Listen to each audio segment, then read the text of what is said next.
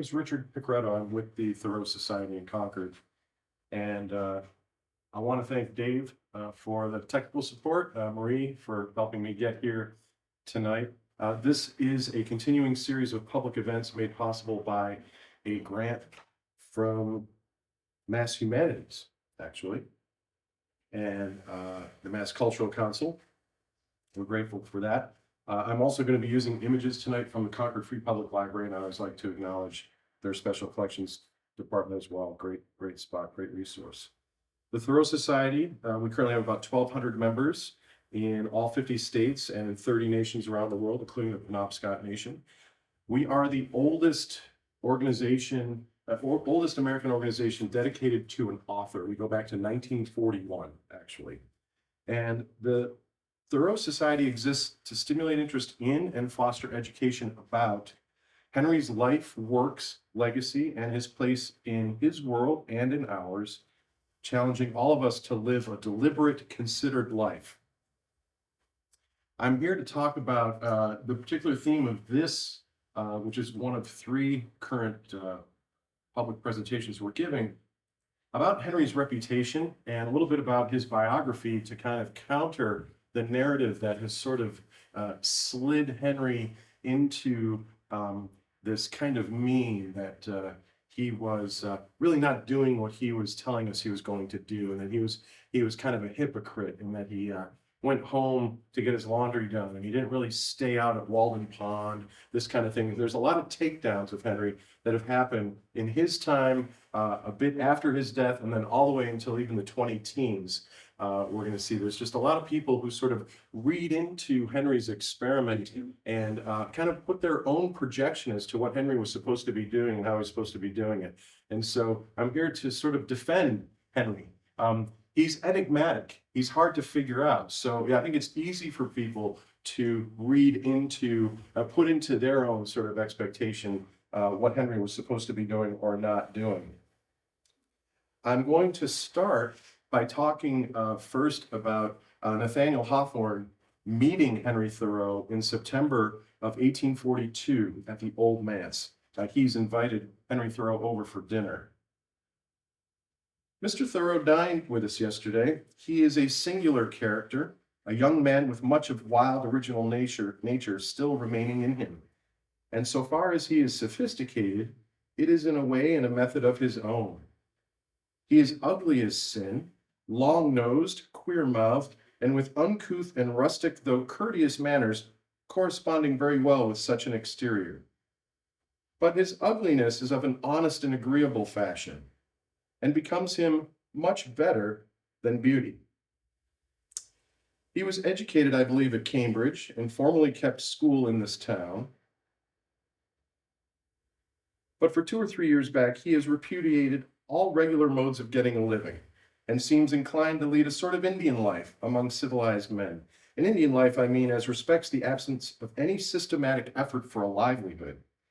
He has been for some time an inmate of Mr. Emerson's family, and in requital he labors in the garden and performs such other offices as may suit him, being entertained by Mr. Emerson for the sake of what true manhood there is in him. Mr. Thoreau is a keen and delicate observer of nature, a genuine observer, which I suspect is almost as rare a character as even an original poet. And nature, in return for his love, seems to adopt him as her special child and shows him secrets which few others are allowed to witness. He is familiar with beast, fish, fowl, and reptile, and has strange stories to tell of adventures and friendly passages with these lower brothers of mortality. Herb and flower, likewise, wherever they grow, whether in garden or in wildwood, are his familiar friends. He is also on intimate terms with the clouds and can tell the portents of storms. It is a characteristic trait that he has a great regard for the memory of the Indian tribes, whose wild life would have suited him so well. And strange to say, he seldom walks over a plowed field without picking up an arrowhead, a spearhead, or some other relic of the red man, and their spirits, as if their spirits willed him to be the inheritor of their simple wealth. So even the takedowns start during Henry's life. That's kind of a little bit damning with faint praise, I think, for Henry there. And Henry's of this mind of, if a man does not keep pace with his companions, perhaps it's because he hears a different drummer. Let him step to the music which he hears, however measured or far away. How many of you have read some Henry Thoreau? And any time recently or back in school days, right? So yeah, we have this kind of iconic thing about Henry, and he's been poked at a bit over time for sure. When we think about Henry, there's a lot of sort of quick one-offs that come to mind. He's eccentric. I'll give you that. Yes, Henry is definitely eccentric, especially for his time. Um, he's a loner. I'm going to counter that. He did not go to Walden Pond to be alone. He's going to Walden Pond, and it's filled with other people living around Walden Pond. There are formerly enslaved people. There are Irish railroad workers, and when he builds the roof for his small house at Walden, it is a group effort with a number of friends from town, this kind of thing. He's going to have a meeting of the Female Anti-Slavery Society at his cabin, which will total 30 or 40 people, all standing around his cabin eating berries and melons and this kind of thing. So he's not trying to escape people per se. He's a Luddite, meaning he eschews technology. He wants everything to go back to just the absolute simplest forms, and is a non-technologist. This isn't true either. He is going to be working in his family business, a pencil factory, and he's actually going to be an innovative pencil maker. He's going to be helping his father process that. I'll talk a little bit about that a little bit further down the road. He's a pacifist. For the most part, Henry will be along the lines of remaining at arm's length, but he's going to move from ideas of civil disobedience, which don't necessarily equal pacifism, to supporting John Brown prior to the American Civil War, and John Brown's move to want to arm enslaved individuals to actually take their freedom back through violence. He's a contrarian, yes, absolutely. Henry loves to take the opposite pole of some particular argument and do his best to make you have to stand on your 2 feet and argue your side. And he's a hypocrite. He didn't really do what he set out to do, and he made all these shortcuts and was contrary to what his overall project was. And this is really sort of the gist of what I want to talk about tonight.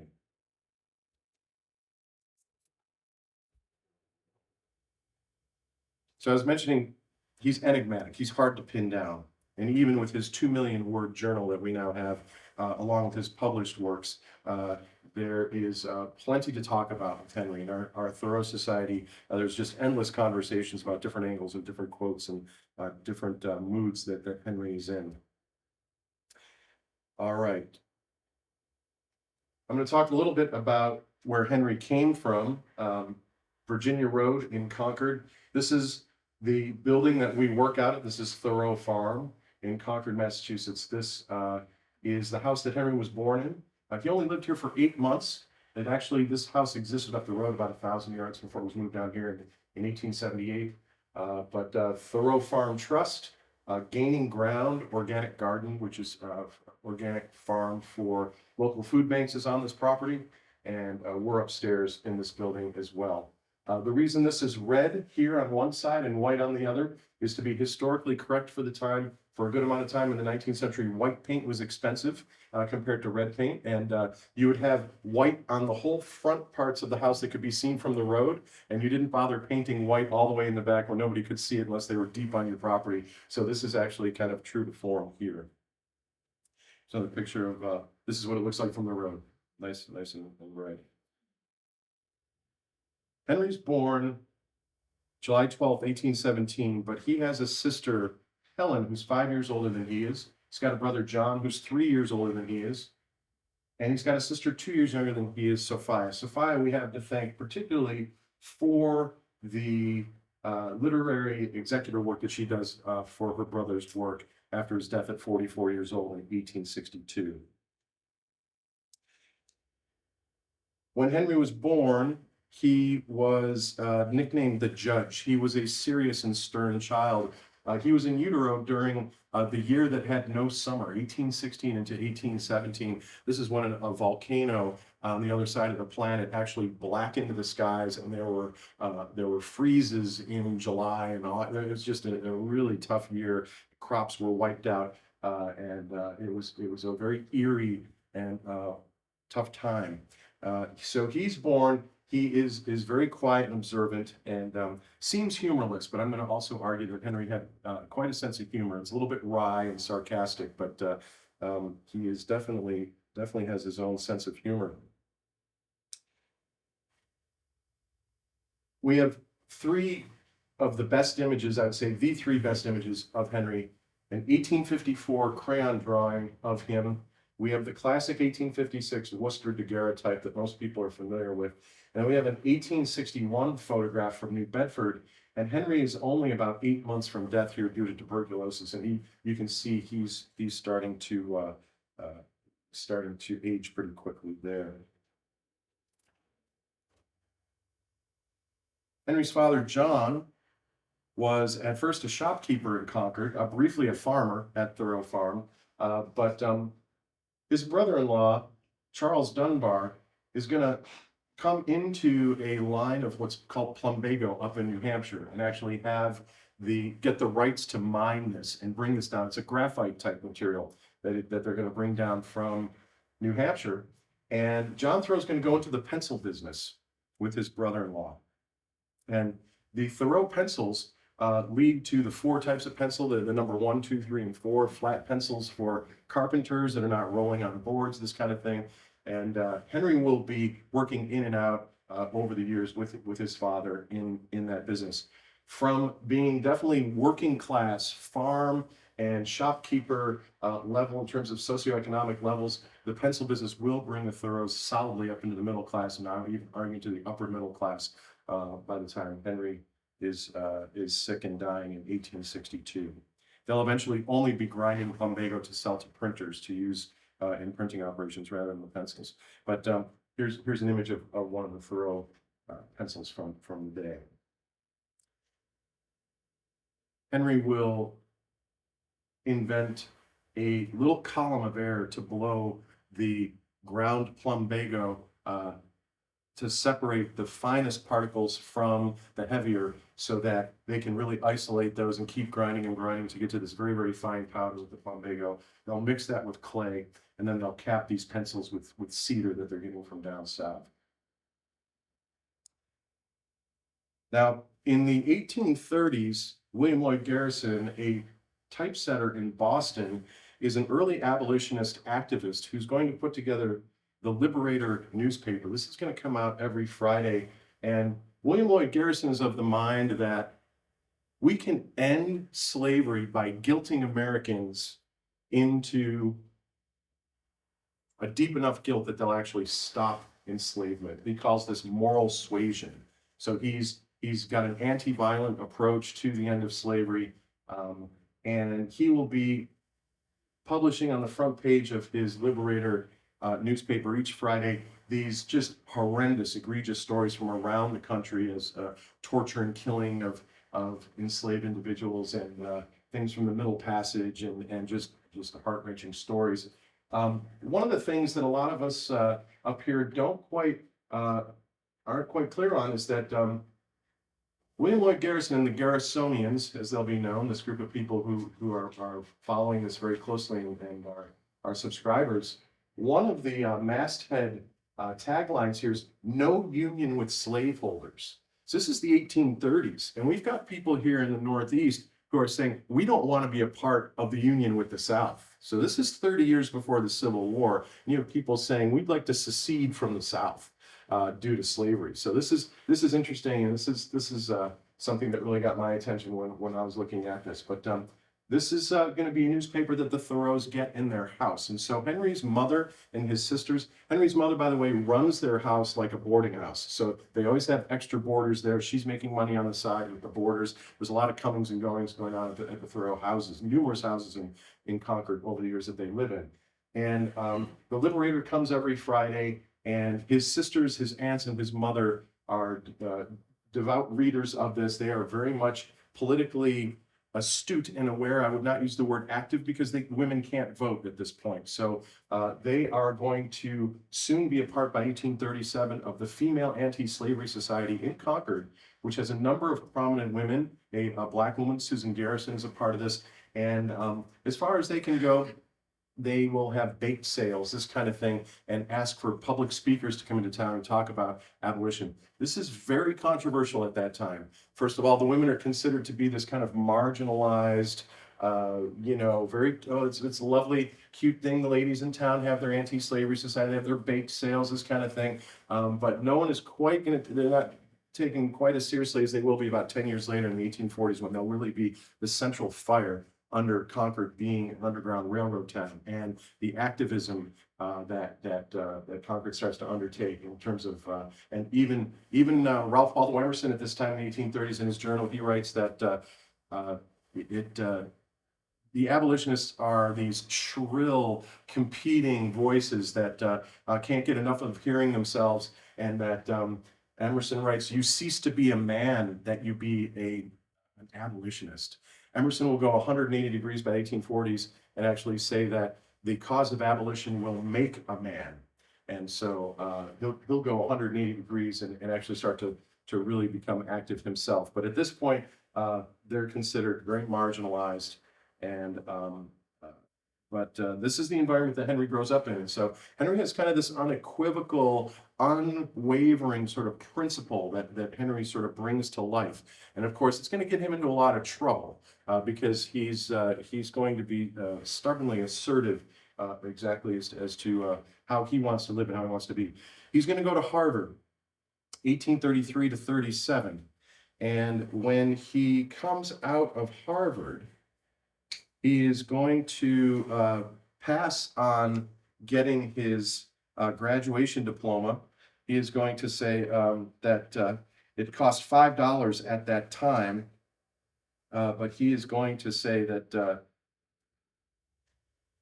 let every sheep keep its own skin, he says, because they would actually print it on sheepskin. And so basically the equivalent of about $150 in today's money.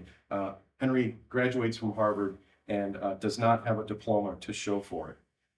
He will be asked to speak at his graduation, and this is the year of 1837, when this is the first major financial crisis in young America's history. The first major closing of 40% of the banks in young America, a very contentious period of unemployment from 1837 to about 1844. And when Henry decides to speak for his graduation ceremony, he chooses the topic, the commercial spirit of modern times, which is apropos, and it's right on the money for exactly what is happening while this is going on. Before a group of hundreds of people at Harvard, Henry asserts that commerce destroys moral freedom, but freedom must come first because freedom generates commerce, not the other way around. But Henry is very wary of this material culture that's really starting to thrive in this kind of post-agrarian, early industrial America of the 1840s.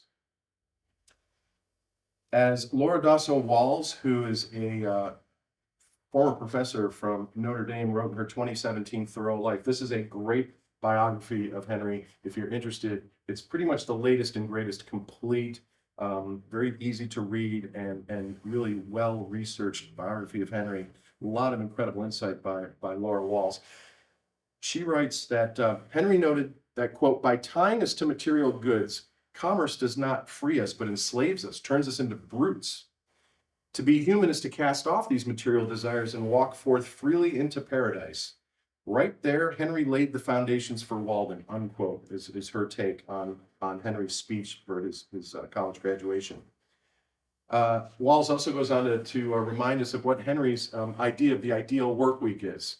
Now, Henry kind of snarkily says, hey, just because God took 6 days to make the creation and took off on Sunday doesn't mean we have to work from sunup to sundown 6 days a week. Henry advocates for working hard enough 1 day a week and then having 6 days off to enjoy the rest of God's creation. He writes, The seventh day should be man's day of toil, wherein to earn his living by the sweat of his brow, and the other six, his Sabbath of the affections and the soul, in which to range this widespread garden and drink in the soft influences and sublime revelations of nature. So there's Henry proposing his one-day work week, where we have enough time, you've put in enough effort, you've got enough resources to make it through 6 days before you have to work again.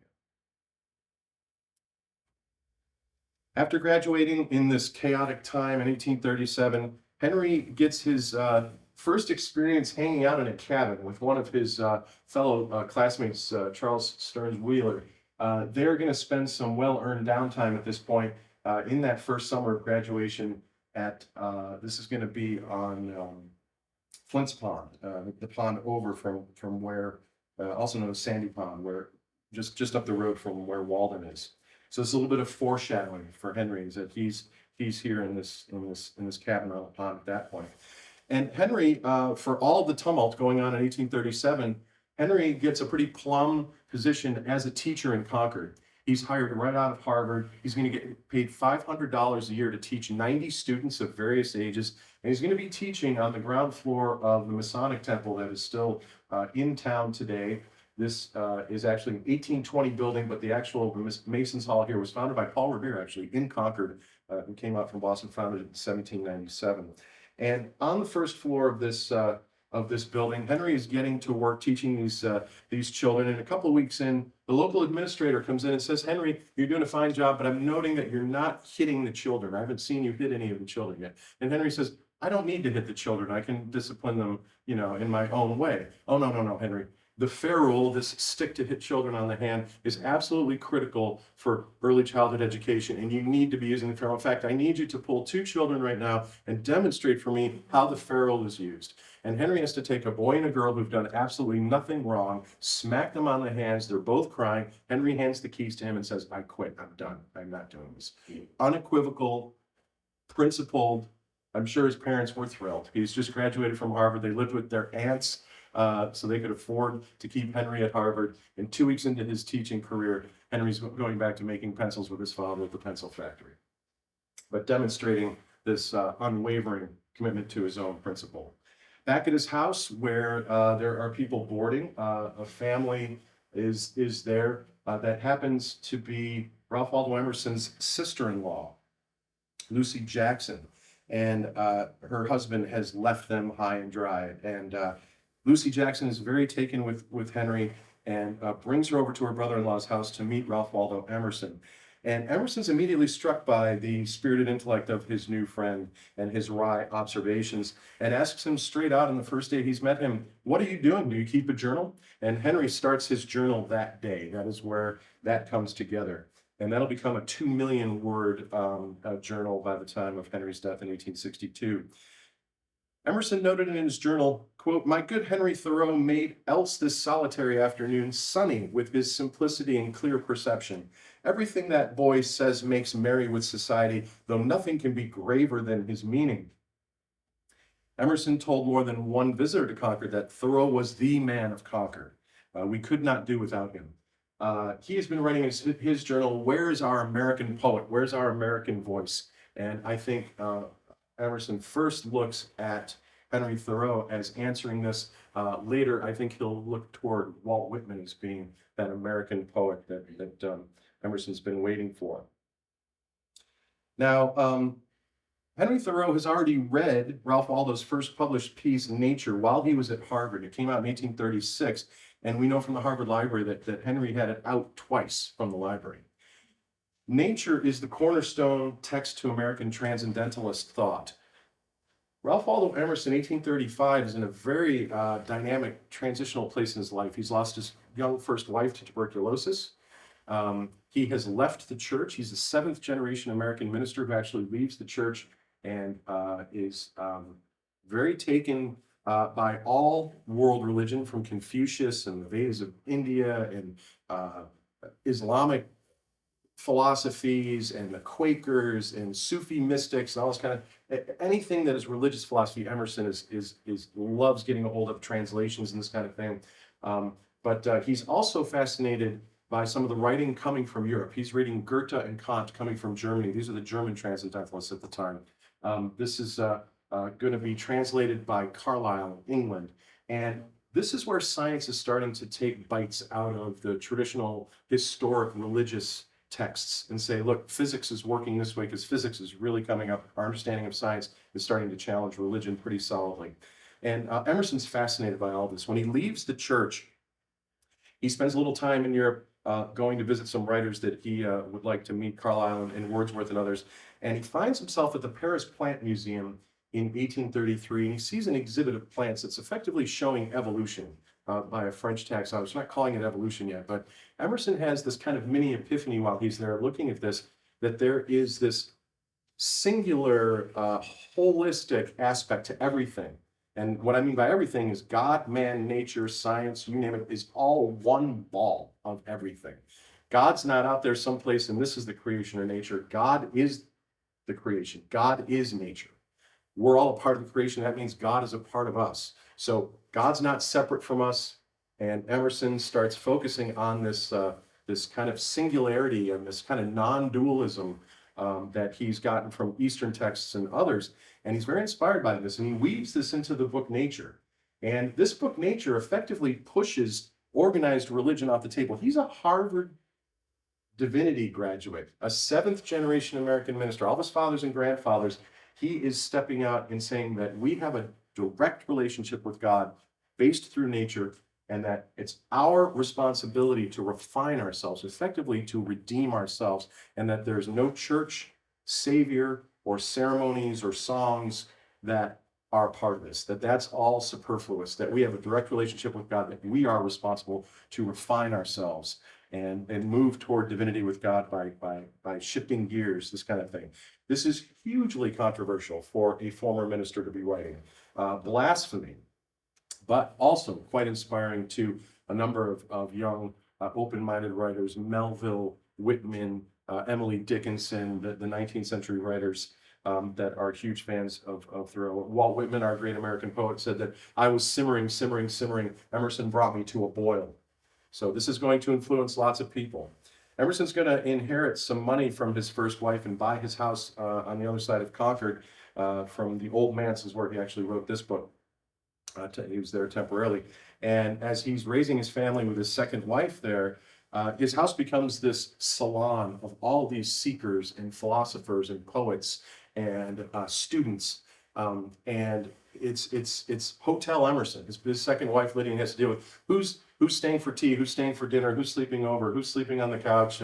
Every half hour, someone's knocking on the door. They want to talk to Emerson. People are coming from as far away as Virginia. I've got to meet the guy that wrote this book, and I need to speak with him further. And so this is bringing lots of people to Concord, and Emerson is kind of the sun in the middle of the solar system there, with all these people buzzing around him. Henry Thoreau will be invited to live upstairs. Waldo Emerson is spending his mornings reading and writing. He eats midday and then he goes for his amble in the afternoon. And that is where Emerson feels he's connecting directly with God. He's out in nature and he'll walk many miles, rain or shine, each day. Emerson tells us about a specific revelation he feels from nature, which is parallel to what Japanese Buddhists will call satori. And satori is a moment of kind of losing yourself and finding and feeling fully connected all at once. You kind of have this remarkable, momentary, life-changing sensibility that kind of hits you. And nothing in particular is going to set that off. It just happens in a particular time. And Emerson tells us that he was walking across a snowy, slushy common with gray skies, late afternoon, nothing in particular in his head of any importance. His head bathed in the blithe air leading up to infinity. And all of a sudden he felt that all mean egotism vanished from him, and that he was nothing, but he could see all, that he felt part and particle of God, and he describes himself as a transparent eyeball in that moment. This is his description of how he felt in that moment. This is one of those life-changing moments that Emerson weaves into why he believes our direct connection to God is through nature, and that is where we find our path to divinity, each one of us individually. So this will become, as I said, the cornerstone text for American transcendentalist thought. And this is a big word that a lot of people ask, what does that mean in particular? Kant and Goethe and some of the German philosophers are known as transcendentalists. Actually, transcendentalism is a somewhat of a derogatory term used here in the States, as meaning we don't know what the heck they're talking about. They're just such lofty philosophers, and they're up there in some level that we can't reach. We don't know what they're talking about. They've transcended even our understanding. This is sort of a derogatory thing. Emerson will say later, when asked what is transcendental, he'll say it's idealism. There's an idealism that's at the center of this. Transcendentalism, this is grabbed from a dictionary somewhere, maybe melded from a couple definitions. 19th century movement of writers and philosophers in New England who were loosely bound together by adherence to an idealistic system of thought based on a belief in the essential unity of all creation, that oneness I was telling you about. The innate goodness of humanity, no original sin. The Germans move off of that and say, no, we're born perfectly good. We can be pulled off course, certainly during our lives, but we're not born sinful. Theologians have been arguing about that for 1,000 years. And the supremacy of insight over logic and experience for the revelation of the deepest truths. Henry Thoreau talks about building castles in the air and then putting foundations under them. German transcendentalism, especially as it was refracted by Samuel Taylor Coleridge and Thomas Carlyle, Platonism, Neoplatonism, and the Indian and Chinese scriptures all play a part in this. They were a source to which the New England transcendentalists turned in their search for a liberating philosophy. So again, this is the dualistic Western religion, God, the devil, good, evil, these kinds of things, gets melded and woven in with the Asian and Eastern non-dualism. And this is kind of East meets West. A lot of people say that American transcendentalism and Emerson was sort of our first American philosophy, but it's not American philosophy. It's from all over the world, just like America is. We are from all over the world. We're the melting pot country. This philosophy is a melting pot of all of these different philosophies. This is Ralph Waldo Emerson's house. It still stands today. You can visit this as a museum home.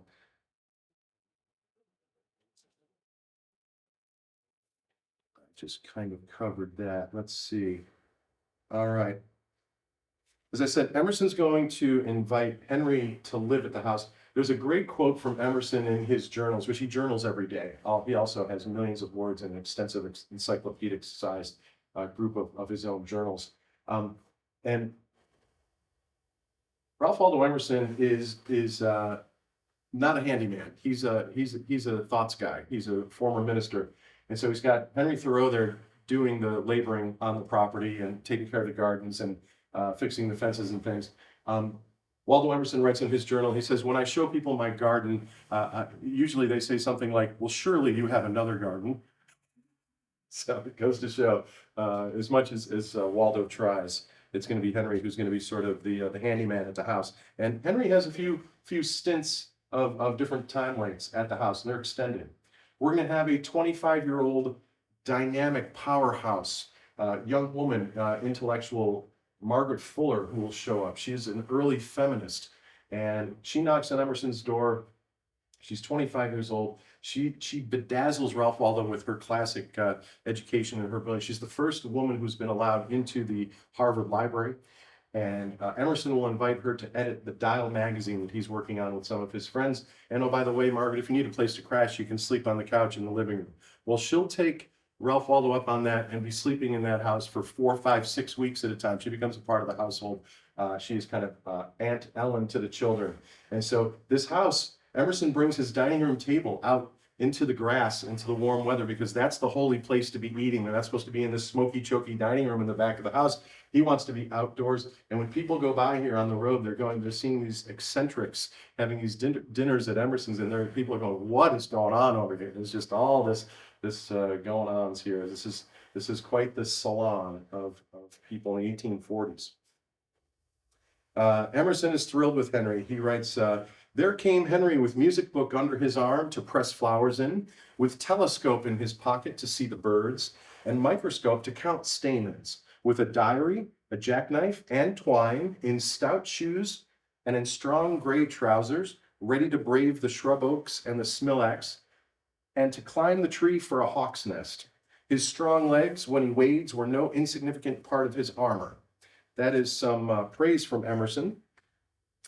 But we'll have a very similar group of words. There comes again. This line starts, and this is the publisher and writer James Russell Lowell, who will criticize Henry because it's quite apparent Henry is seeing Ralph Waldo Emerson as his mentor, and he's got access to his library. He's living out of his house, and Henry starts to walk and talk like Ralph Waldo Emerson. He's 20 years old. He's very impressionable, like we all are at 20 years old. And James Russell Lowell will say, there comes Thoreau, for instance, to see him's rare sport, tread in Emerson's tracks with legs painfully short. How he jumps, how he strains and gets red in the face to keep step with the mystagogue's natural pace. He follows as close as a stick to a rocket, his fingers exploring the prophet's each pocket. Fie, for shame, brother bard, with good fruit of your own, can't you let neighbor Emerson's orchards alone? So this is him taking a few pokes at Henry in sort of Henry's transformation here. It would take some time for Henry to grow out from under all of these influences. Henry's also influenced by a man named George Minot, who is a very singular and sort of removed person from town, who lives up on the hill above Emerson. He lives with his sister. He never marries. And he is an avid hunter and farmer. And he's been incredibly, totally self-dependent, independent from joining any church in town, being politically active, socializing. He doesn't go to Boston. He's just this kind of one-off farmer. And Henry loves to go sit talk with him. And he's the old timer who tells the old stories of what Concord was like 80 years ago and this kind of thing. Including that the last deer that was seen in town was at his mother's property 80 years prior. That's how long since they had seen a deer in Concord, this kind of thing.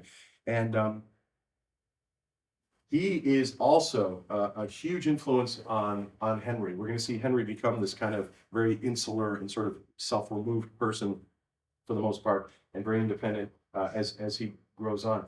Minot is perhaps the most poetical farmer I know, who realizes to me the poetry of the farm's life. He does nothing with haste and drudgery, but as if he loved it. He makes the most of his labor and takes infinite satisfaction in every part of it. He's not looking forward to the sale of his crops or any pecuniary profit, but he is paid by the constant satisfaction which his labor yields him. He has not too much land to trouble him or too much work to do, no hired man or boy, but simply to amuse himself and live. He cares not so much to raise a large crop as to do his work well. And there's a painting from the late 19th century by a guy named Enoch Wood, and this is really supposed to be Lincoln talking with Washington in kind of an overarching kind of American theme. But when I saw this painting, I thought to myself, oh, this is exactly how I see this happening up at Minot's house. Minot would have chickens walking around him and his cats. He loved his cats.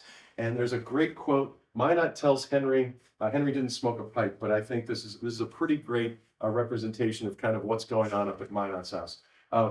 He says to Henry at one point, I wouldn't kill a cat for $50. Now this guy had killed everything he saw. He was an avid hunter for decades. And Henry said, I wouldn't kill a cat for $100. And they go back and forth, I wouldn't kill a cat for, they love cats. And so they're like, I wouldn't kill a cat for $200, back and forth, and so on. So Henry, old man Minot is suffering from rheumatism, so he moves real slow. He's just kind of watching the birds and what's blooming and this kind of thing. And he constantly talks with Henry about keeping his eye on nature, and they know the day of the month that they're talking about. Oh, okay, that just bloomed, and we must be within 4 days of this or 4 days of that. And they're incredibly astute and tuned into nature around them. Minot's sister Mary is a clothing maker that he lives with, and Henry asks Mary to make him customized clothes for his hikes around, with different pockets and things, and the right kind of collar that he might need at the right time, this kind of thing. And the design he gives to Mary to make this custom clothing for him, she replies immediately to him, Henry, they don't wear it this way anymore. And Henry is beside himself. He writes about this in Walden. Who is they? I've just asked you to make this coat with these specifications. Henry, they don't wear it this way anymore. He finally turns around and goes, they do now. So he writes, and he gets quite upset about this whole fashion thing, about like people are chasing fashion around. He wants very practical clothing, heavy duty, gray slacks, so he can go through prickers and things like this and be out and wandering around. So these are the people that are definitely influencing Henry to become the kind of sort of solo operator that he's going to mostly become. All right, so we got through this, and where are we going to go here? We're at the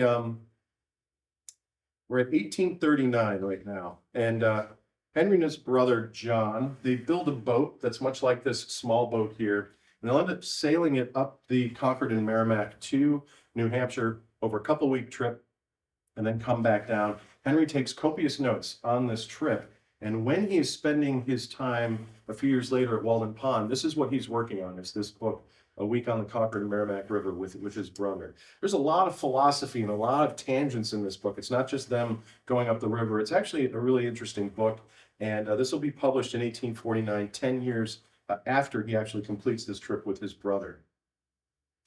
1839 is also the year that Henry and his brother have started their own school in Concord. And in the summertime, they're going to get paid a visit by some family friends whose young son and daughter are Edmund Sewell and his sister Ellen, who I'm going to show you in a minute. Edmund shows up, and he's not only a part of the school, but he's kind of Henry's companion throughout the summer. Henry is showing him all kinds of natural phenomena and this kind of thing, taking him around town. And they're hiking and fishing and boating and shooting and swimming and doing all the things that a young teen is doing.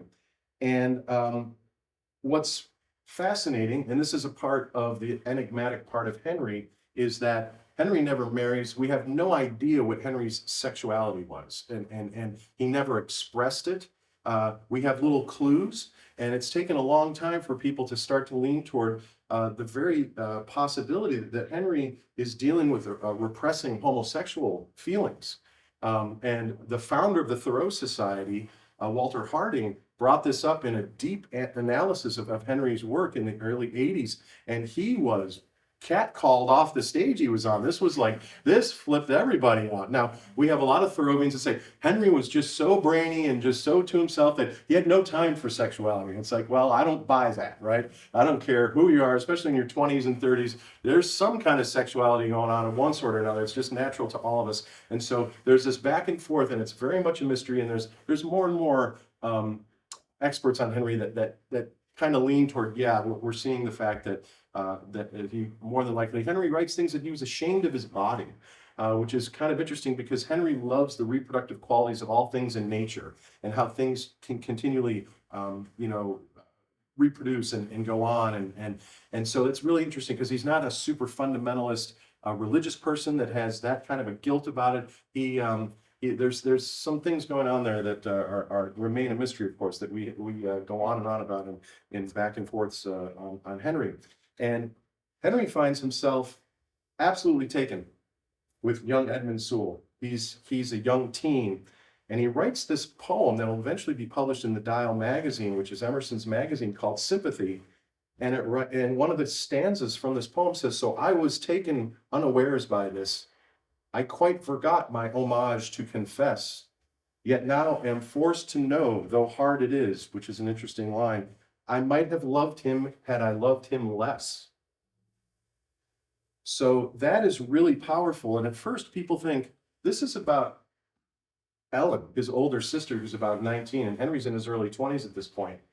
Both Henry and his brother John will take her out on chaperoned excursions around Concord, and they both propose to her in 1839. Her father is pretty strict from the South Shore, and he is telling her, his daughter, that she will not be marrying a transcendentalist, either of the Thoreau boys, this kind of thing, that they're from the wrong crew of people. But Ellen this is really interesting because Henry mails her a proposal of marriage. And so it's interesting, Laura Walls, who wrote that biography I was telling you about earlier, writes that in 1839, Henry Thoreau fell in love twice. So we look at these two And it's a very interesting year for Henry because that's probably the most sort of outward that he's being reaching out to other people. That poem that he had written about her brother, many people take to be about her, but it's all him. It is really actually written about the younger brother. In January of 1842, sadly, John, Henry Thoreau's older brother, cuts his hand sharpening his shaving razor and is soon in the death throes of lockjaw, of tetanus. And the doctor in town should have actually amputated his hand and failed to. And John will die at 27 in the arms of Henry. Henry is absolutely shattered by this. He was the outgoing, fast-talking, first one to propose to Ellen, older brother. They had been school teachers. They had been, school administrators. They had been buddies on their boat trip. And Henry spends a month in psychosomatic symptoms similar to his brother, unable to move and get out of bed. He's that blown away by his brother's death that the family thinks they're going to lose Henry as well, just in that month. 16 days later, the same month, January 1842, Ralph Waldo and his wife Lydia Emerson lose their firstborn son, Waldo Jr., to scarlet fever. This is 16 days later. Thoreaus and the Emersons have this devastation at their house. So really tough winter, 1842. By 1843, Ralph Waldo will arrange for Henry to go down to Staten Island and be a tutor to one of his nephews, his brother's son. And Henry's down there for a while. He's kind of shopping some of his writing to New York. Henry says, I've been through New York City. I haven't seen one man in New York City. He says, I've been on the streets up and down New York. I've yet to find one true man in New York City. Henry is not liking it down there. He, in a little bit of humor, and this is one of the first things I'll point out, is that Henry, he tells Waldo Emerson in a letter coming back home that he has been grafting trees, and they're grafting apple trees. They're taking different species and they're taking cuttings. They're actually getting them to grow together. There's a certain way to do it with the buds and things. And Henry says, I've at least grafted buds on a few hundred trees now, seeing what's going to take and what's not. You might even call me a Buddhist Buddhist. So this is Henry's kind of sly, kind of wry humor. Now, many people also credit Henry Thoreau as being the father of the American environmentalism and conservation movement, and there's a lot to this. Henry does publish early on, before we really have any other voice that quite says this, that each town should have a park, or rather a permanent forest, of 500 or 1,000 acres, where a stick should never be cut for fuel, a common possession forever for instruction and recreation. If any owners of these tracts are about to leave the world without natural heirs, they will do so wisely to abandon their possession to all. This is our land trusts that are popular out here in the Western Burbs. So, and of course, you're going to have people like John Muir, Aldo Leopold, Theodore Roosevelt, David Brower at the Sierra Club, lots of people harking back to Henry and kind of pick this up and run with it. Now, what a lot of people are not aware of is that Henry Thoreau and his friend Edward Hoare are responsible for perhaps the largest wildfire in the 19th century that happened in Concord. They were both out fishing, and it was a breezy day, and they stopped on shore with their catch, and they started a fire in a cut tree stump to kind of keep it from being blown out. And quickly the wind took it and just took off with it, and it started an extensive 400 acre fire in Concord. They went running in different directions to get help, but luckily his companion Edward Hoare was the son of the most prominent lawyer in town at the time, and a very wealthy man. And so all of the financial ramifications and legal ramifications of this seem to just not exist. It seems like this all happened, and I think the farmers got paid off and this kind of thing, and Henry's not charged with any particular crime. And of course, being the contrarian that Henry is, he will a few days later say, look how green it is. He goes, first of all, fire and the woods go hand in hand, happens all the time. Lightning strikes, they're two parts of the puzzle, they happen all the time. This is not unnatural. And look how green this area that burned now is. And the rest of this forest is not nearly as green or lush. And now this is going to be a rejuvenative, sort of a resetting of the forest. And so Henry takes this completely contrarian position, like, hey, we just did the forest a favor. We're going to get underbrushed if the animals will want on it, kind of thing, berries. So that is him being contrarian again, of course. Now, that's 1843. 1844, the Female Anti-Slavery Society meets, and now they're at the forefront of the abolition movement in Concord, and they're going to be celebrating the anniversary of the freedom of the West Indies, and they're going to invite Frederick Douglass to town. So at what is now the town hall in Concord, Frederick Douglass and Ralph Waldo Emerson speak. Henry Thoreau is sort of master of ceremonies there. This originally was to be set up at the First Parish Church in Concord. And you have to imagine, this is hard to imagine, the church wants nothing to do with any of this controversial abolition stuff. Can you imagine? This is a fundamental human rights issue. And the church is like, nope, that's just a little too hot. We don't want to deal with that. So you're going to have to go over to the public building, the townhouse, in order to do this. Henry had an arrangement with the sexton at the church to ring the bell to announce that there was going to be this meeting.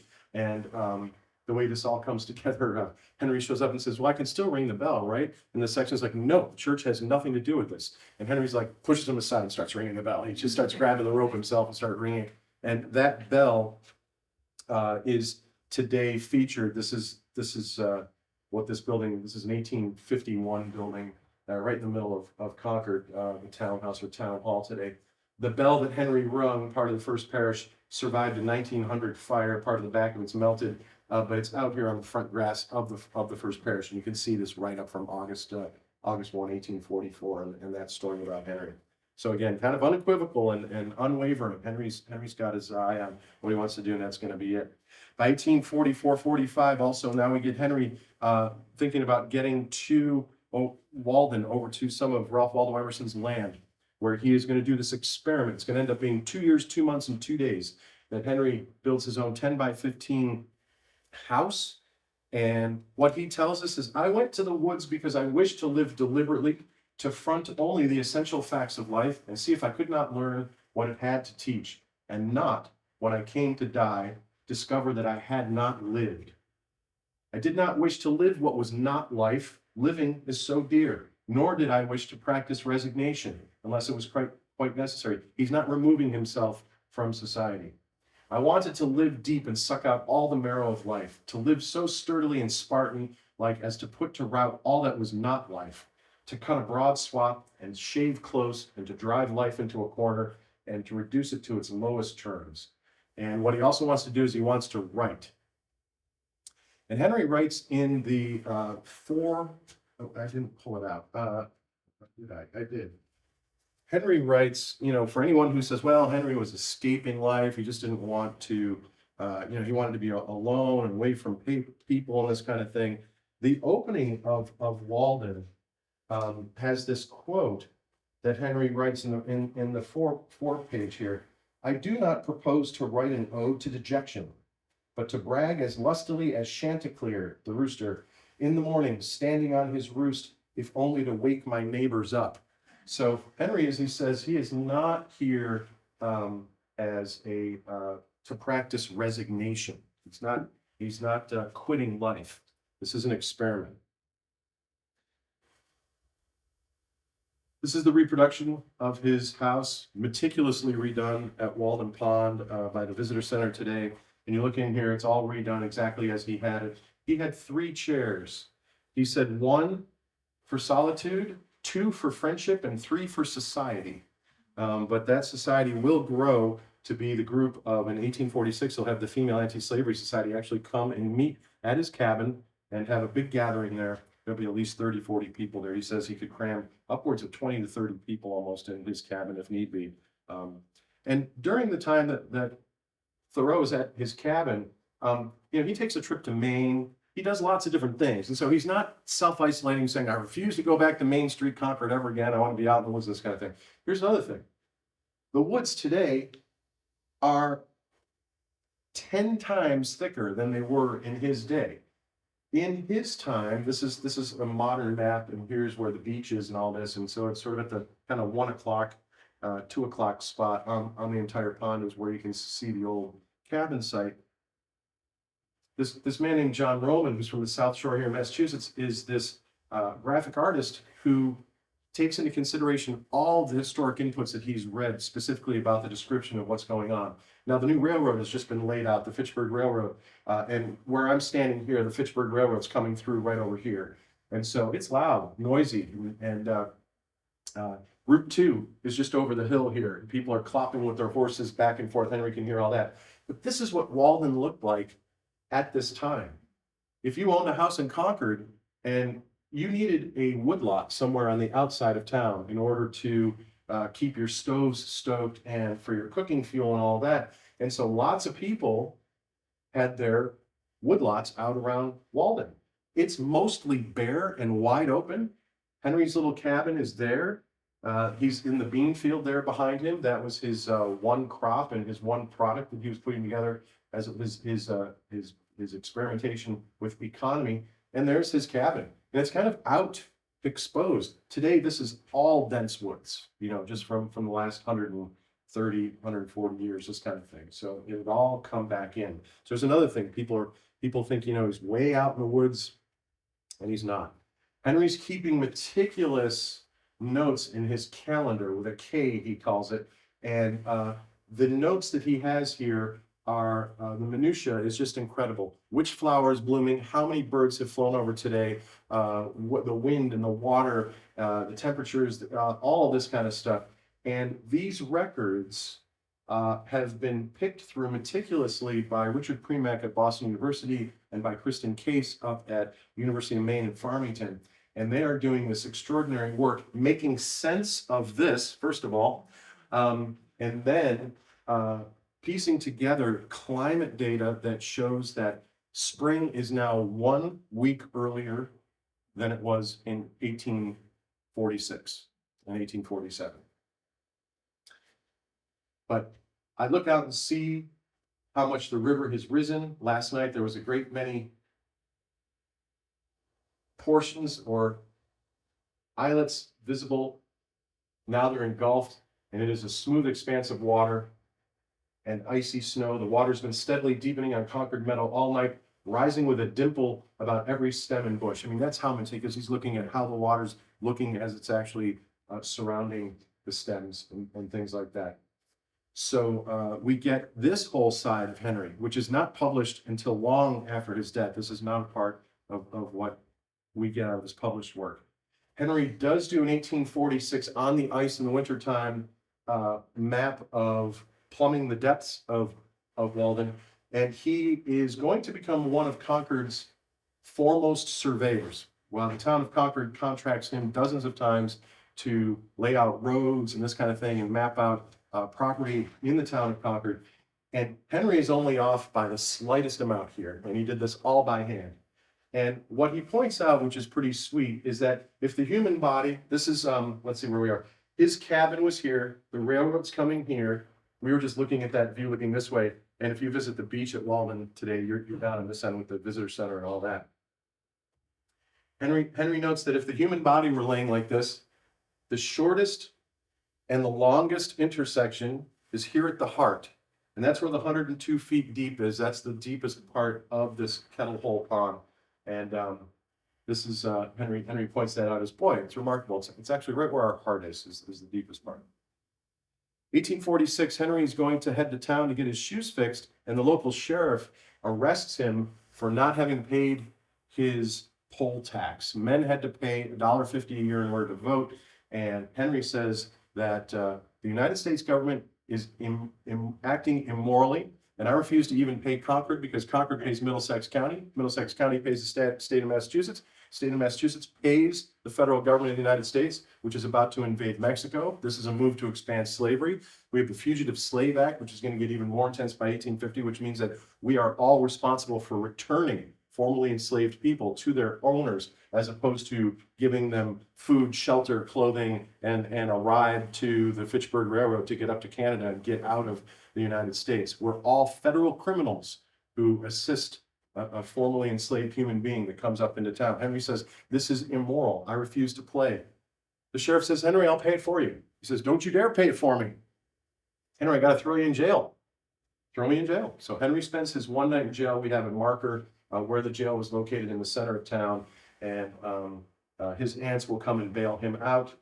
There's a great story that's not true, but we have a bunch of them in Concord, but it's worth sharing, that Henry is in jail, and Ralph Waldo Emerson eventually visits and says, "What are you doing in there, Henry?" And he says, "What are you doing out there?" Didn't happen. Good story nonetheless. Henry will go on to write Civil Disobedience. Now those aren't his words. His original title was Resistance to Civil Government. This will be published after his death in 1866, and we're pretty certain that publishers aren't keen on the idea of resistance to civil government because we've just had the Civil War. So Civil Disobedience is what this gets shrunken down to. And this is going to be a fundamental text. It's a short little piece that you usually get included with a version of Walden that will influence everybody from Tolstoy to Gandhi to Martin Luther King Jr., who reads it in the Birmingham jail, to the Eastern Bloc countries that are coming out from under the shadow of the Soviet Union, seeking their independence, to the anti-Vietnam War movement. Lots of different movements really take greatly influenced by this particular essay. "I heartily accept the model that government is best which governs least." Now, this isn't "get government out of my way." This is from Henry's perspective that if individuals had their act together, if we all had a high moral principle that we pegged ourselves to, that we actually wouldn't even need that much government. This is not the immediate kind of anarchist anti-government view that you're looking at. Henry is of the full belief that we, the people, are the government, of the people, by the people, for the people. And if we just got our act together, we wouldn't need all this top-down sort of governance, that we'd be fairly independent. Witness the present Mexican War, and it says that the work of comparatively a few individuals using the standing government as their tool, for the outset, the people would have consented to this measure. He's talking about how a small group of people can actually abuse and twist government out of where it should be. So this is all very valid even through today. No question about it. Back at Walden, this is the site of the cabin today. If you visit there, you see these stone posts. That's the old hearth stone where his fireplace was. Henry's going to leave in 1847. And he tells us, "I left the woods for as good a reason as I went there. Perhaps it seemed to me that I had several more lives to live and could not spare any more time for that one." So he is immediately invited back to the Emerson house, and Ralph Waldo Emerson is going to be on the road lecturing. And interestingly, Henry Thoreau gets to live with Lydia and Emerson. The children are growing up. He gets to be like step husband to Lydia and Emerson for half a year or more at a time. And this is profound. This is a guy who's never paired up with anybody. He's never had any children to raise, and he's immediately in a household fatherly position that he gets to play as a role for a short time and then step back out of.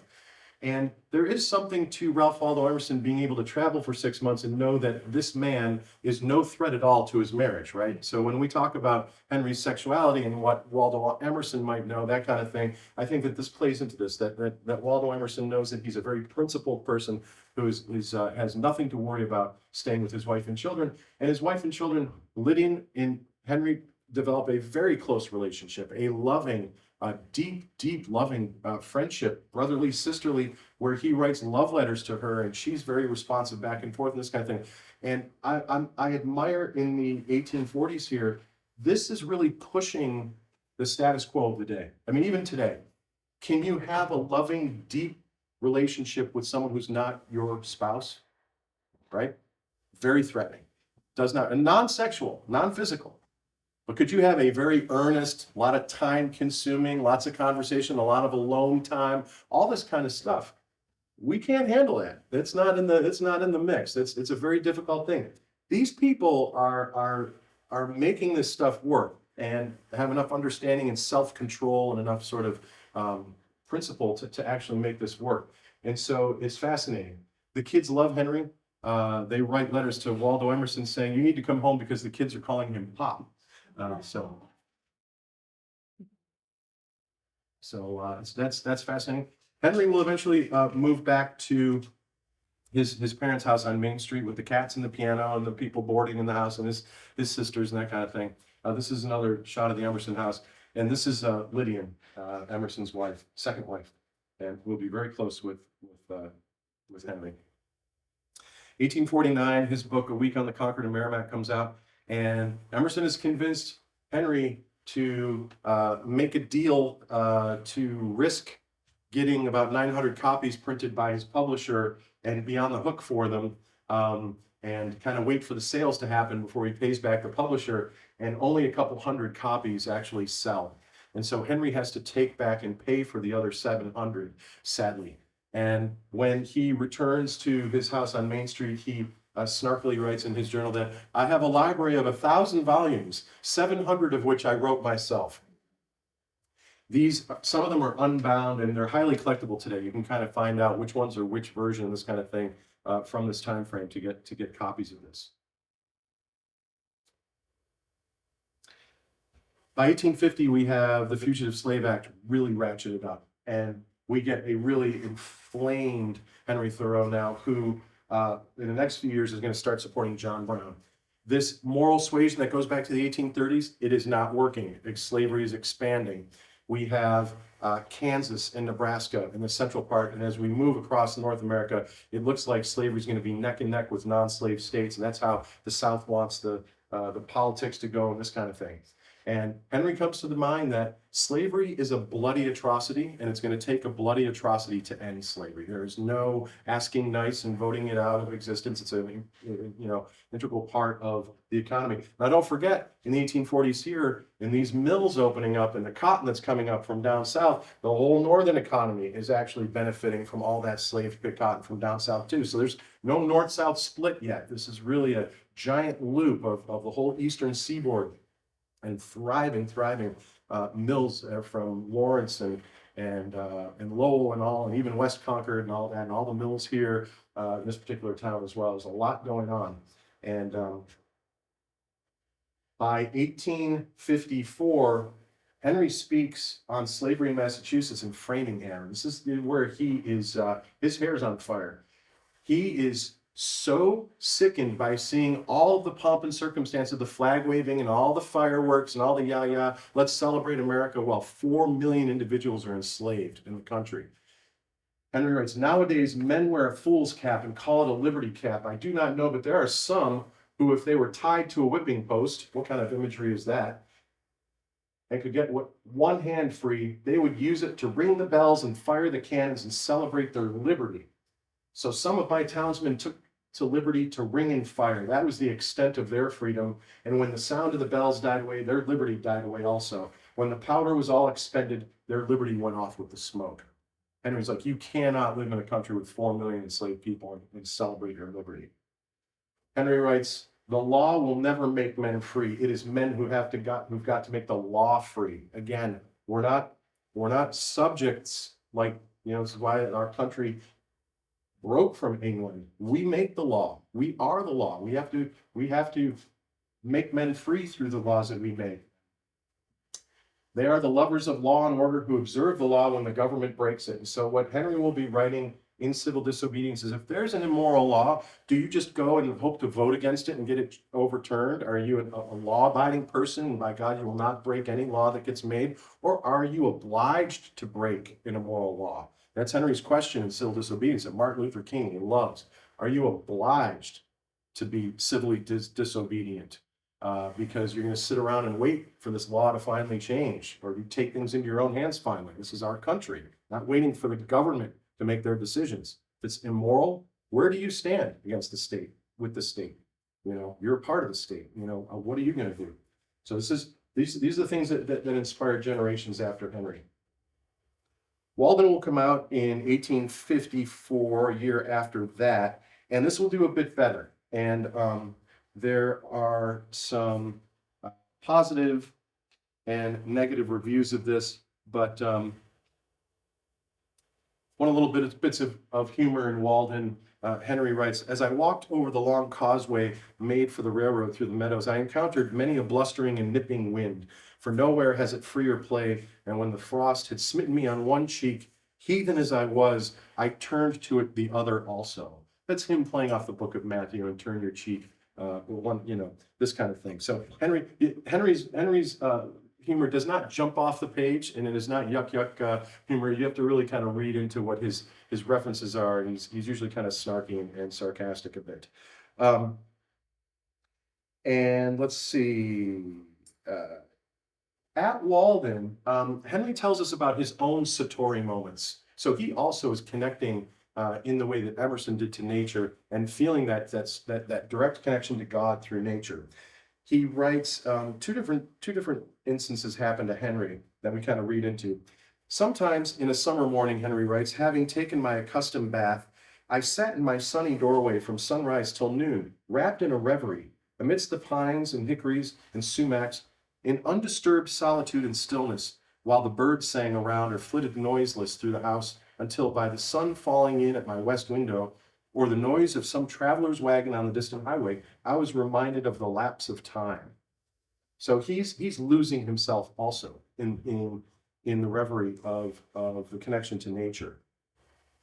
He's also hoeing beans, as I was showing you. He's working on selling beans as part of his small economy from there. And he writes, sometimes when I had finished my hoeing for the day, I joined myself. I love those three words. What does that mean?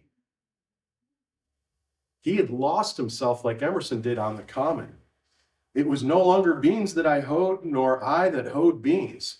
His spirit and his physicality have separated, and they're coming back. And he says, I joined myself after a day's work, which is just a fascinating sort of self-conception as to how he's feeling and what's going on. So we read into those as very spiritual, recognized moments. All right, so as I said, he does go back. He's going to end up supporting John Brown. John Brown comes to town in 1857 and in 59, collecting money. And the Emersons, a lot of the top people in Concord, even though it's very controversial, donate what is, in today's money, tens of thousands of dollars to John Brown.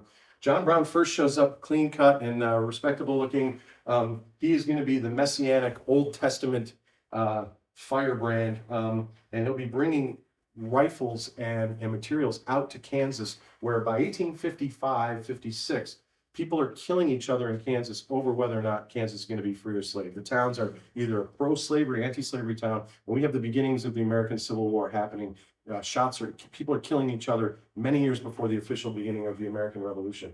And John Brown feels that we have to get weapons to enslave people. They just have to kill their owners. That's going to be the end of slavery, and we go on from there. There's just no negotiating this. There's no legislating this. And Henry Thoreau now supports this idea. It's like, this is it. There's no moral suasion, as I said earlier from the 1830s.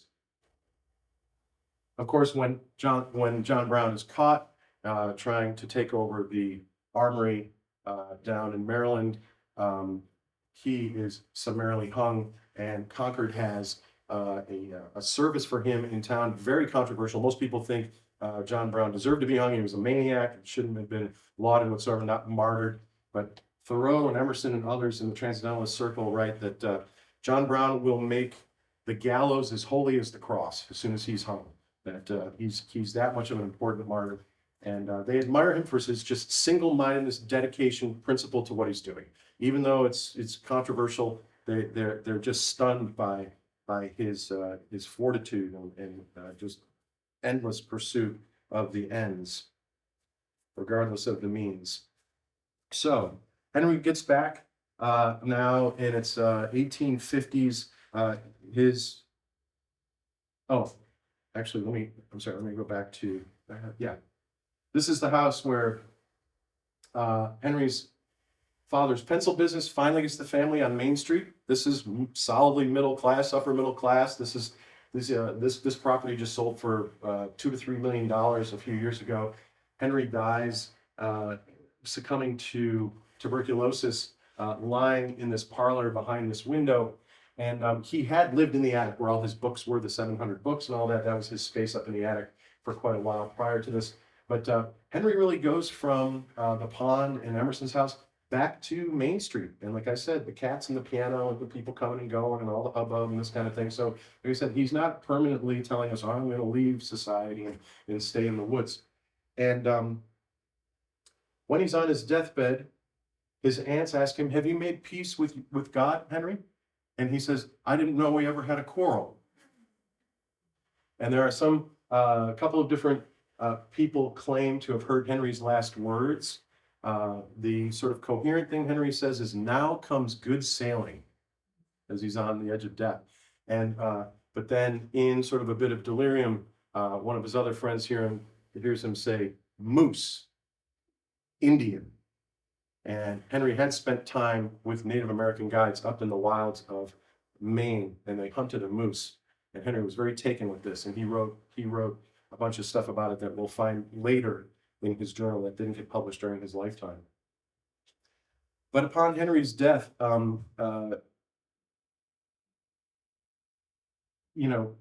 there's still people taking shots at him all the way to 2015. This is from the New Yorker, and I find this is the reason I'm here tonight. It's from the Thoreau Society. We got to get out there because I do tour guiding and Concord. People come from all over the world. Like, oh, Henry was a hypocrite. He went home to have his laundry done while he was at the pond. He wasn't really a survivor. He wasn't really, lost in the woods, all this kind of stuff. He was, yeah, of course he did. There wasn't a man in 1840 who did his laundry anywhere. Okay, they went to war. They had women that went to war with them to do their laundry. There isn't a guy in 1840 who's going to be doing his laundry. Henry's parents live right up the railroad tracks from where he's staying at the pond. He goes back home whenever he wants, comes back with baskets of food from his mom. Hey, have fun at the cabin, There's nothing wrong with this. He never told us he was going to be self-isolating and that all this violates, what he was supposed to be doing and how he's a hypocrite. Thoreau did not live as he described, and no ethical principle is emptier than one that does not apply to its author. The hypocrisy is not that Thoreau aspired to solitude and self-sufficiency, but kept going home for cookies and company. Hey, if Emerson invited him for Sunday dinner at his house, he left the cabin and went to Emerson's house. If Emerson was serving roast beef, the mostly vegetarian Thoreau ate roast beef. Okay, we all contain multitudes and contradict ourselves, as Walt Whitman says. There is no, we can't pigeonhole these people and go, oh, they broke out of their pristine mold that we've cast them in, That's just a gap between aspiration and execution, plus the variability in our needs and moods from one moment to the next. Eminently human experiences, which, had Thoreau engaged with them, would have made for a far more interesting and useful book. I want to ask Catherine Schultz if she actually read this book, because after getting through the economy chapter, which is a bit difficult at the beginning of this, it's pretty mundane, with Henry griping about paying 7 cents for nails when they should have been 4 cents and this kind of thing. You're like, why is he so obsessed with money?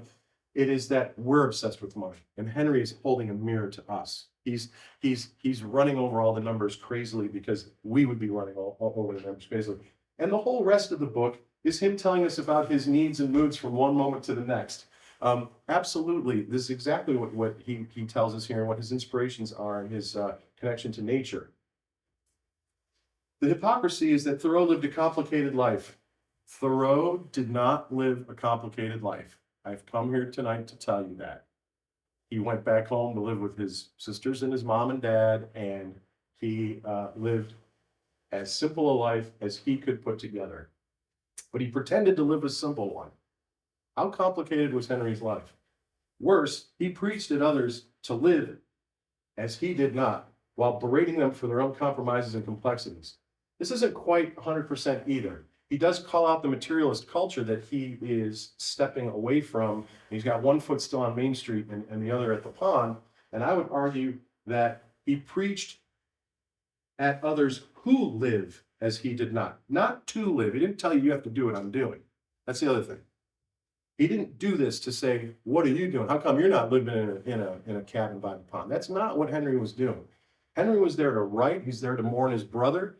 He's there to be with the marginalized people, like the former enslaved people and the people with almost nothing, the Irish railroad workers that are living by Walden Pond, and to get out of the hubbub of Main Street and see if he could not get to the marrow of life, as he say. So this is Catherine Schultz from the New Yorker, and this started this whole ball rolling. Since 2015, these were these people constantly coming. They got this one-liner about Henry Thoreau. Oh, he was a hypocrite. No, he didn't really do what he was supposed to do. He was just going home to, have dinner with his parents, and he didn't, and blah, blah, blah. It's like, so we exhaust ourselves trying to go, wait a minute. There's a much bigger picture here. You can't just simplify it into one sense. Now, Ralph Waldo Emerson writes about him after his death. He chose to be rich by making his wants few and supplying them himself. That is not a complicated life. There was somewhat military in his nature, and not to be subdued, always manly and able, but rarely tender, as if he did not feel himself except in opposition. Yes, he was a contrarian, and he loved to take what people thought was, everybody thought one way. Henry loved to take the other position from the other to see really how that would play out. He was a speaker and actor of the truth, born such, and was ever running into dramatic situations from this cause. His night in jail, his leaving his teaching position, absolutely uncompromising, and not going to play, not going to just kind of smooth the corners and acquiesce to social pressures. No truer American existed than Thoreau. That's Ralph Waldo Emerson. This is a man that met Lincoln. I cannot help counting it a fault in him that he had no ambition. Wanting this instead of an engineering for all of America, he was the captain of a huckleberry party. Even his closest local friend, Ralph Waldo Emerson, didn't get Thoreau. Emerson's ambition is not our ambition. It's not money and material and property and this kind of thing. Absolutely, he would rather be the captain of a huckleberry party than of an engineering team. But Henry was still the engineer. He helped his father in the pencil business. He was the surveyor and a meticulous surveyor. In 1851, he came to Clinton to speak. Henry Thoreau spoke here on New Year's Day, I should say, 1851. And he's going to comment on his trips to Cape Cod, where he's walked all of Cape Cod. And he speaks from where the Russian Icon building was. That was the Lyceum here in the town at the time. And prior to getting here, Mr. Forbes, who's invited him, gets a letter from Mr. Emerson who says, can you please take my friend Henry, he's going to arrive early, and please show him the mills in your town. He's fascinated by the technology. And this is how much of an engineer Henry is. He goes back to his journal and writes, saw at Clinton last night a room of the Gingham Mills, which covers 1 7/8 acres, contains 578 looms, not to speak of spindles, both throttle and mute. The rooms altogether cover 3 acres. They were using between 300 and 400 horsepower and kept the engine at 200 horsepower with a wheel 23 feet in diameter and a band ready to supply deficiencies which have not often occurred. Some portion of the machinery, I think it was where the cotton was broken up, lightened up, and mixed before matted together, revolved 1,800 times in a minute. I first saw the pattern room where the patterns were made by a hand loom. There were 2 styles of warps ready for the woof or filling. The operator must count the threads of the woof, which in the mill is done by the machinery. It was the ancient art of weaving, the shuttle flying back and forth, putting in the filling. As long as the warp is the same, it is but one style so called. That is him taking in, that's an engineer's mind. I don't know if he took notes on that or if he packed that all in his head. I mean, he's down to 578 looms and that. And so even here in Clinton, the review from the Clinton Saturday Courant reports, as one of the committee on lectures of the Bigelow, Thoreau's lecture on an excursion to Cape Cod at Clinton Hall, the lecture before the Bigelow Mechanics Institute at that building last Wednesday evening by Thomas Drew, Esquire, is considered by many as about the best lecture of the course of thus far delivered, totally obscuring even the fine spun threads of Ralph Waldo Emerson and placing Cape Cod, talking about Thoreau, amongst those trifles, light as air, which serve to amuse but not to instruct the listener. So they poo-pooed Henry's Cape Cod talk and said that Mr. Drew even spoke better than Emerson did in his day.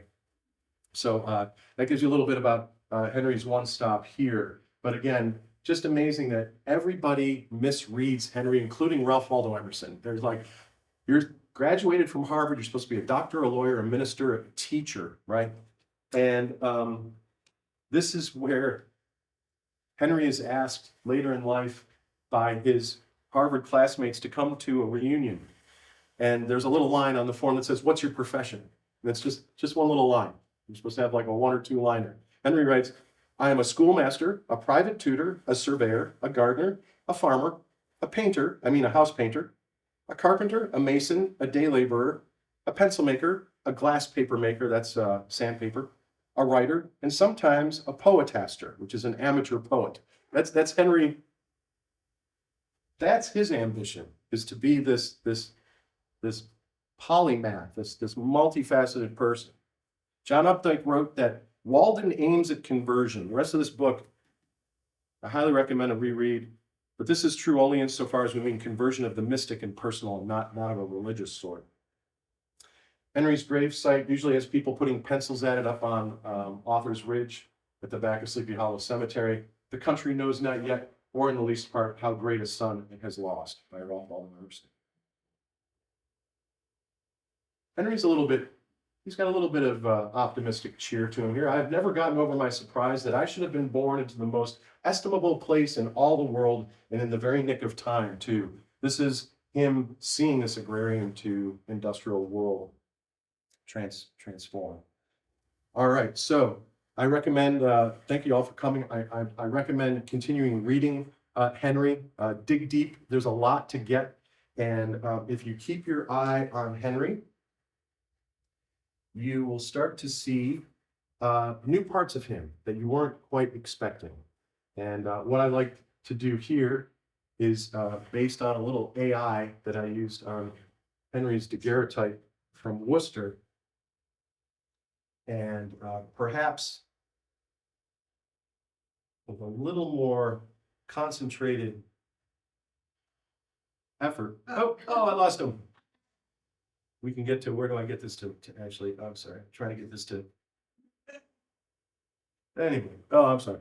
I usually have them frozen, get them frozen right at the end there with this big smile. I'll try it one more time, see if I can get it to stop. But thanks for coming tonight.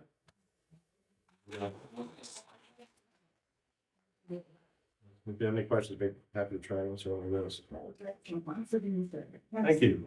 Thanks for taking the time to come.